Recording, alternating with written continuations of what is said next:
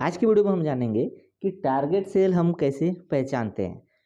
तो जब भी अगर आप माइक्रोस्कोपी अगर करते हो तो आपको कुछ सेल अलग दिखाई देंगे बाकी सेल की अपेक्षा।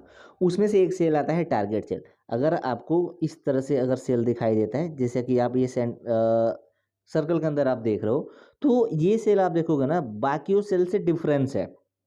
जैसे एक तरह का ये भी सेल दिखाई दे रहा है, एक ये भी सेल दिखाई दे रहा है, एक ये भी सेल दिखाई दे रहा है, एक ये भी सेल दिखाई दे रहा है। लेकिन इन सारे सेल से भिन्न ये तीन टाइप के जो तीन सेल है ना, ये सेल दिखाई दे रहा है। ऐसा क्या डिफरेंस है? इसमें हम देखते हैं कि कोई भी ऐसा सेल जिसमें सेंट्रल पिलर अगर दिखाई दे। सेंट्रल पिलर क्या होता है? जैसे यहाँ पे मैं मार्क कर रहा हूँ, ये देखो, ये सेंटर हो गया, और यहाँ पे ये जो देख रहे हो ना, ये बीच का जो चीज़ रहता है, जैसे बाकी सेल में आप देख लो, यहाँ पे भी देख लो, इसको हम सेंट्रल पिलर बोलते हैं। तो अगर सेल के अंदर आपको सेंट्रल पिलर दिखाई देता है तो उसको हम बोलते हैं टारगेट सेल, यानी कि उस सेल को टारगेट किया जा रहा है। किस वजह से किया जा रहा है?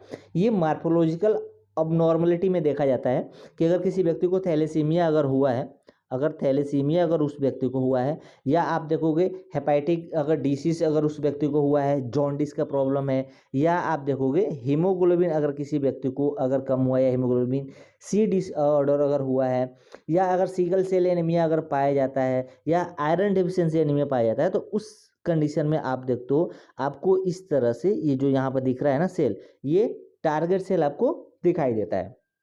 तो जब भी आप माइक्रोस्कोपी करो और आपको इस तरह से सेल दिखाई दे तो आप उसको टारगेट सेल्स बोल सकते हैं।